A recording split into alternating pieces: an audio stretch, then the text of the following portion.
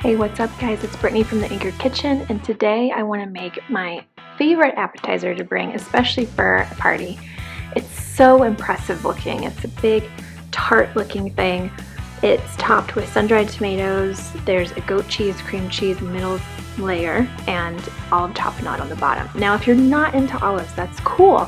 You can totally substitute pesto, which is the perfect thing for a Christmas party because it's that layer of green, white, and red. Tonight we're going to do olive tapenade. Now for olive tapenade, most of the tapenades I can find at the store are green tapenade, which I don't like at all. So I usually make my tapenade. It's super easy. You put all the ingredients inside of a food processor and just process it until you have a paste. Now I'm going to link below my favorite Kalamata olive tapenade recipe from Serious Eats. Feel free to buy a black olive or a Kalamata olive tapenade if you can find one. I have problems finding them, so that's why I make my own. So for this recipe, you're going to need a ramekin or a bowl. You could use a cup or a mug even. You're going to layer your things in here, and then this is going to be inverted onto a plate. You're going to pull this off and it'll look gorgeous. I'm using this ramekin. This is about 4.5 to 5 inches wide. It's pretty uniform in size. I like the way that looks better.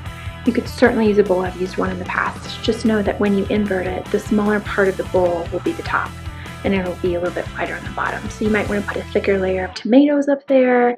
So first you're going to start by taking the saran wrap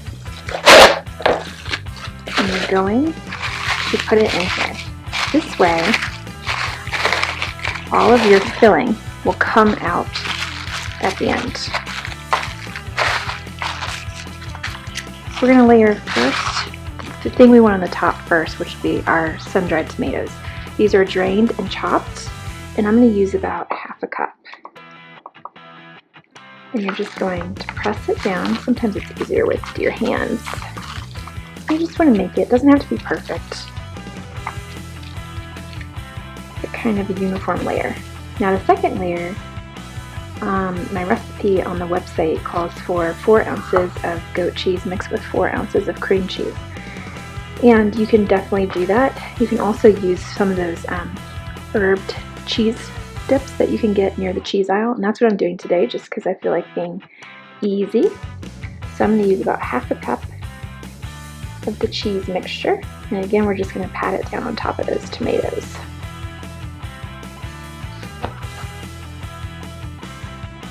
I'm going to use my hands again. Now we're going to do our tapenade. This is what I made earlier. This is Kalamata olive tapenade. It has Kalamata olives, capers, parsley, olive oil. It's really yummy and tangy. But again, you could definitely substitute pesto if you're not into olives, which I know some people aren't. And like I was saying, the pesto, when it comes out, looks really Christmassy and cool, so it's perfect for a Christmas party or even Cinco de Mayo, like the Mexican flag. Okay, so we have that all in there. I'm gonna put just a little more. It's all packed in pretty good. I'm gonna fold this saran wrap over top, and we're gonna put it in the fridge for at least an hour to get nice and hard, and then I'll show you what we do with it. Alright, so this has been chilling. I'm going to take this out. We're going to unwrap the saran wrap that's on the top and pull it back. And I'm just going to insert this on my plate and then take the saran wrap. Okay, so now pull that back.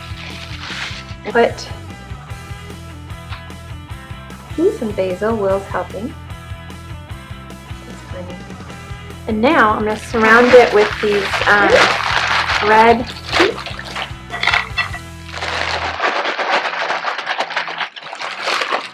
around the little tart.